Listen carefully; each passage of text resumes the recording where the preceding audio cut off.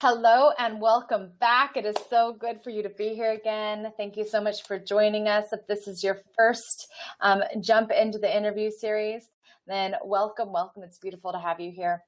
And you have arrived at Your Life Fulfilled, where we're talking to experts from around the world, literally, that are living a fulfilled life, that have tips and tools and work with people to help them step into their authenticity, get over those blocks and limitations, and really say yes to their best life and how to build it. And if you don't know me, my name is Antika Lisha. I am the CEO here at Your Own University, and it is our pleasure to be bringing you this summit and our wonderful book. And if you haven't downloaded it yet, please do. You can get your copy at yourownuniversity.org. So that is pretty much the intro here. And beside me is the one and only Dawn Westmoreland. And she is an anti-bullying activist and a speaker and a coach. Her story is absolutely amazing, incredible, moving, and a little bit aggravating. When Dawn and I first met, I was inspired instantaneously. She's a real giver in the heart, and she has so much pull to share with you and in the world. So if you've ever experienced bullying or you have a passion for anti-bullying, you're going to love this segment, I'm sure. But we know that you're really busy. And Dawn is really busy, has things going on, and I am very busy too. We have lives, so we're going to keep this short, as all of our interviews have been, about 20 minutes, so you can get the most out of it, and you can take these tips and you can work them into your life, and you can really up level your life so you're stepping into more fulfillment, because that is our intention for you as we walk through this summit and this experience as a whole. So Dawn, are you ready? I'm ready. Awesome. Let's get going. What shifts in your life had you embraced this fulfillment, this calling to work with anti-bullying? Well, I think a lot of us coaches have to go through our own stories, and I certainly had my own story of bullying as a VA whistleblower. I worked in the VA, and with my background in HR, I reported them for nepotism, which is hiring of family and friends and other, personnel prohibited practices. So fast forward, I went through 2 years of bullying that landed me in the mental health ward. And Wow. I'm really a strong woman. 20 years in the Air Force, it took a lot to bring me down, but being put on administrative leave for 100 days, being stalked, my phone being bothered with, and just false charges against me broke me down. And then I passed out twice, and I was ambulanced to the hospital, ended up in the mental health ward to recoup, and also for my protection. And, again, fast forward, in March of 2015, I settled with the Veteran Affairs, and I may be one of the only government whistleblowers that have settled with the government that did not sign a gag order, so I can share my story. So Wow. I am an author of The Empowered Whistleblower, and a speaker, and an author, as I said, an author, and I'm just getting out there and telling people about my story, because everybody has a story. There's a lot of bullying in the workplace. And I'm just trying to let people know, if I can go through it and I can get through it, other people can own their story. So that shifted me. The third day in the mental health shifted me, because I realized that the worst bully was myself, being a victim, and I took charge of my life. I love that. So there's our tweetable. The worst bully is yourself. Don't be a victim. Love that.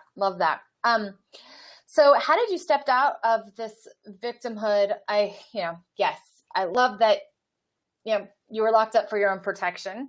But the panic attacks is what I'm reading into this. And maybe they weren't panic attacks, but coming down to the ground, the mental breakdown that happens when you're being bullied, when you're being ridiculed and criticized. We all go through it, I think, at different times, or most of us anyway, at different times in our life, to different degrees, whether it's childhood bullying or workplace bullying. And I love that you're talking about workplace bullying, because it's not something that's talked about that much. And I don't think it's talked about enough. And I also feel like, as adults, we need to be aware that this is still happening. It's not a childhood problem. No, and if you go to somewhere like Forbes.com and just look up bullying, you'll find up to 92% of employees, in the United States deal with workplace bullying. So you hear Mhm. about childhood bullying, and there's an issue out there, but workplace bullying is on the rise. And so Wow. we have to hold these bullies accountable. Yes, they're bullies. Yes, they're victims too. They probably have the issues of self-worth, respect. But, the bottom line is this, you have to hold these people accountable because the harm and the hurt that they create to their victims, it touches more than that person. Yeah. Oftentimes it will touch the family, friends, and other employees. Right.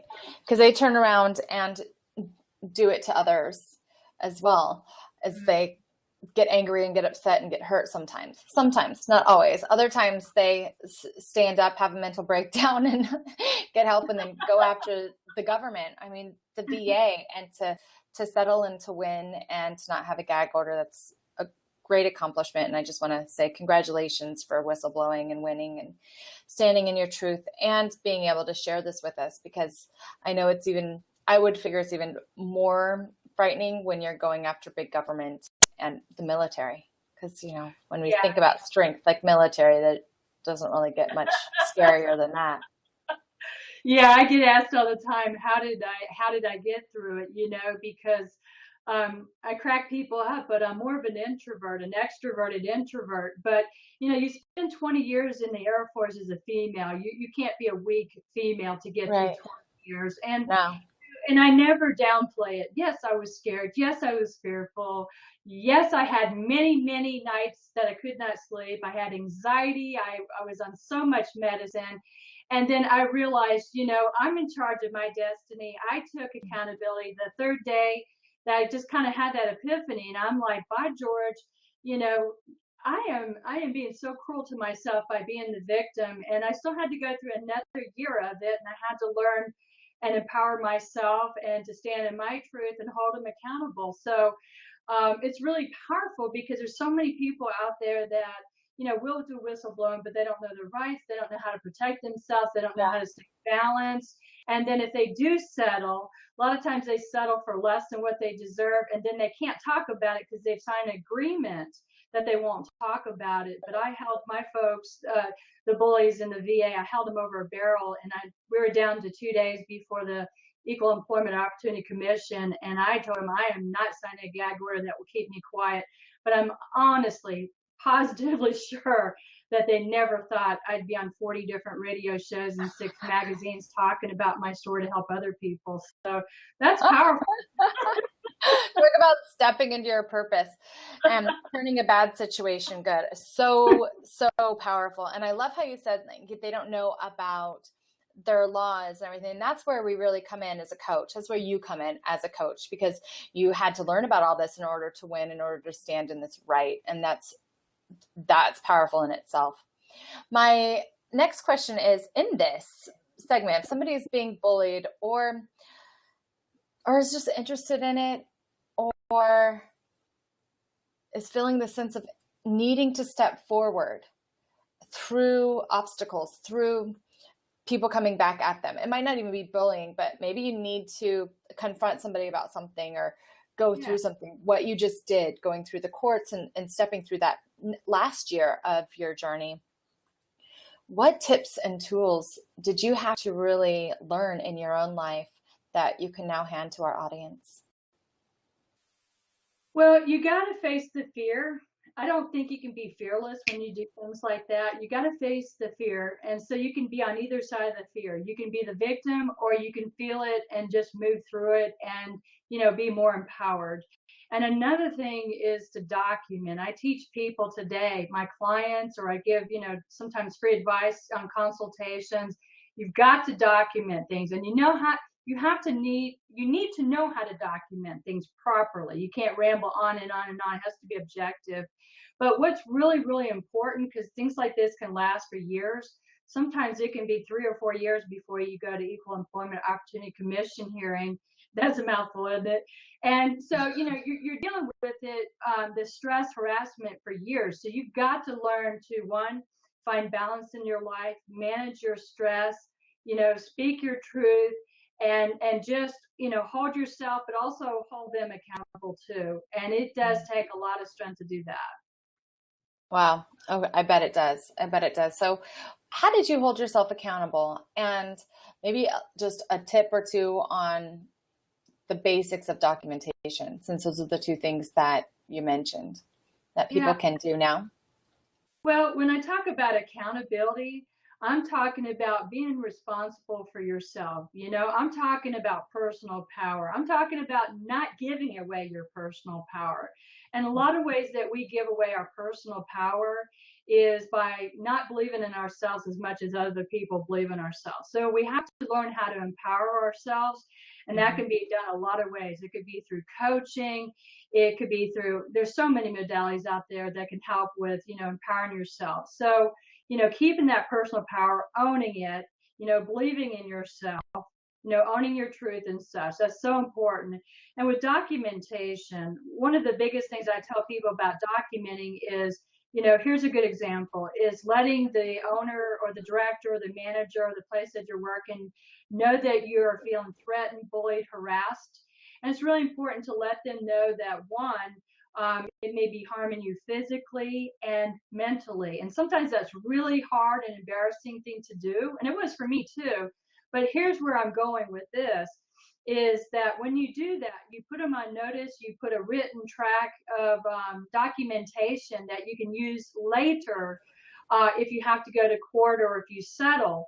And then also make sure if you're seeing a doctor, a mental health professional, that it's written in your records that you're being harassed, you're being bullied, and let the documentation show that it's affecting you, mentally and physically. It's causing harm to your body or to your mind.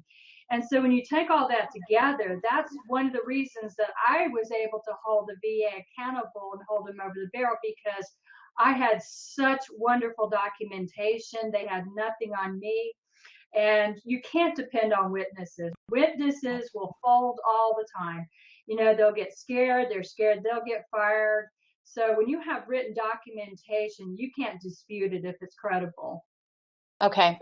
So really going to those outside sources. So you mentioned like going to a therapist or going to a doctor and then going to your higher ups and actually in writing, hand them things, going to the HR department. You were in HR doing all of that. So yeah, so it's really well. And that's probably one reason why you knew to go and do the documentation, because you had those 20 years of experience in HR. So that's brilliant. Yeah, you're absolutely right on that. I knew what I was doing. I was setting a trap. Yes, I was, harmed physically and mentally. It did take a very serious toll on my health. But by setting a paper trail, later I was able to show, I told, the director and other people underneath the director that, hey, this bullying, this harassment is harming me. And then I would cite United States codes, manuals, and regulations that were being violated. And so I would put it in writing, because if you have to go to court or settle, this he said, she said stuff doesn't stand up. You have to have credible written documentation or proof. And so I would just cite references that were being violated. And it really doesn't matter if they answer or not. The thing is that you send it to the director or the owner or whoever it is in your organization. It's still a paper trail, and it's still very powerful. Excellent. So wonderful to take your power back. Because when you have your power, that's really living a fulfilled life, because you're living your authenticity and you're watching out for yourself. And I mean, that's as we're doing right now, we're doing a campaign on Facebook, and I'm asking people, like, what does a fulfilled life mean to you? And it comes up over and over and over again: living my authenticity, doing what I desire, having what I want there, and not having to look for things. And when you're being bombarded by people and circumstances belittling you and bullying you, you have to take back your power in order to ever be fulfilled. Would you say that? Yeah, I totally agree with you. I do, because, so many people will tell me, oh my gosh, I can't leave this job, all these benefits. Oh, I make $30, $40 an hour. And I'm saying, well, you know what? What you're telling me is that you're making $30, $40 an hour, but yet you're in a prison system. Because if you're not authentic, if you can't be yourself, be creative, give your very best, then you are in a prison, and how are you fulfilling and doing your soul's purpose? Perfect. Perfect. I love that. All right. So documentation, personal care, that's two things that you can do. And we've shown you, or Dawn's shown you, how you can do proper documentation, or at least a piece of that. And I think you really said two pieces. One is talking to the higher up. The two, though, that you mentioned, it was kind of under the radar. I don't know if everybody caught it, so I just want to point it out, is that to really study what the laws are, like what are the regulations, go back to your workman's manual and see like what do they have to say about this, and then quote them. Yeah, exactly. Yeah. So beautiful. So my next question is, you're through this. I have a question that's a little off a little bit for you, and that's, how is your life fulfilled now that you've stepped through it, that the litigation is over, settlement's there, now you've been on all the shows, you've written the book, like you're in this next place. What does this feel like now for you as a fulfilled woman, to be in your calling and be doing this, even though you had to walk through such pain to get here? And then from that, what is your mission at this moment moving forward, and how can we participate? Yeah. Antigua, it's amazing. A month ago I was in Tampa at the Unstoppable Woman event, and I was a speaker, and I told my story. And, I told them also about standing up to injustice when I was in the Air Force as an Air Force recruiter. And I got a standing ovation. Had you told me that back when I was in the mental health ward, even a year after that, I'd be like, what? No way. Yeah. As I tell people, I'm more of an introvert, but I've always had a dispassion for bullying, for mistreatment, inequality. And so today, it's wonderful. I call my own shots. There's nothing like being an entrepreneur. If I want to sleep in late, I sleep in late. I schedule my hours. Last year, as my father was losing his life, I spent 9 days by his bedside. That's not always guaranteed when you're an employee. So Right. I get to call my own shots. I get to say yes to things, no to things. I get to reach out, participate, and do a lot of things that I couldn't do as an employee. So I really love it. I love, spreading the word of empowerment. I, have no problem whatsoever to tell people I spent time in the mental health, because it's not, about me being a victim. It's about, okay, back then, yes, I was a victim. I realized I was a victim. I was acting like a victim. I bought into all that. And today it's like I get to make choices. My life's not perfect. I still have anxiety some days. Are you human? Oh, man. Yeah, I still have crazy things happen to me. But then I get to step back and I'm like, whoa, which role am I going to take? Yes, I get a little afraid of things, but which side of fear do I want to be on, the disempowered side or the empowered side? And so I have a lot of common sense today from what I've been through and experienced. And I can say anytime, I got this. It may not be the best day, but I got this. So I live definitely a more empowered life. And I even have, other coaches reaching out to me, asking me how I've been, how did I get through all this? How do you get there? And by coaching and speaking and being an author, you're healing yourself too. Exactly. Perfect. Thank you so much for that. So how can we join you? I know that you have some gifts, you have your book too. Tell people how they can get involved and learn more from you. Well, you can join me on Facebook, and I'm under Dawn Marie Westmoreland. And you can also go to my website, dawnmariewestmoreland.com, and you can go to the contact section. And one of my gifts is a 30-minute consultation with me. Find your voice, find your strength. And you can request that. Just mention that you heard me on the radio show, and I will get that set up. And let's help other people out there. Find our voice, strength, and power. A lot of times we don't know what holds us back. That's something that I'm really quick at, is to find the limitation or the non-serving belief that somebody buys into. So again, website is dawnmariewestmoreland.com. Go to my contact, request that 30-minute consultation. And I don't give 30-minute consultations to anybody. This is definitely a gift, and I'm glad to give it. Awesome. Yeah. So just put that you heard it on Life Fulfilled, and we'll have that link right here. So it's also in the email that we sent you as well, going straight to our contact page, so you can take advantage of that. That's so huge. Thank you so much for gifting everybody that. And as you know, like, that's pretty much a wrap, everybody. Your life fulfilled is really defined by you. And for me, living a fulfilled life really means knowing who I am, knowing what I want. And I believe that your greatest asset is you. And I know I say it every show, it's so important. And it's been my mission for the last 20 years to really help people, no matter your story, to define yourself beyond your story on all 6 aspects, all power zones of your body, mind, spirit, your emotional state, who you are in relationships, and your purpose. And find those places within yourself, define yourself, and love yourself in a deep way. And in order to take back that power, if this is something where you want to find this alignment on all 6 power zones, you want to find and nurture and love yourself over the next 9 weeks to create a life that just fills you up and feels fantastic to you, I want to invite you to a very, very special deal. So my 9-week program, which used to be $1,000 to get the program, and now it is going for $200 for this summit, and for this summit only, possibly. I don't know if it's going to go up or not, but I'm pretty sure it might come down completely. I might not even offer it anymore as this stay-at-home program. But I've had it on the market for a long time. It works. It's amazing and it's incredible. And it was just my heart calling to say, you know what, this is a no-brainer. I want you to be able to step into your fullness, to your fulfillment.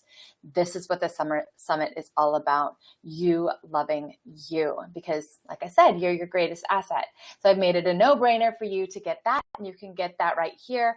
There's a special rate on this page and a few bonuses I've thrown in there for you as well. And so take advantage of that today so you don't miss out.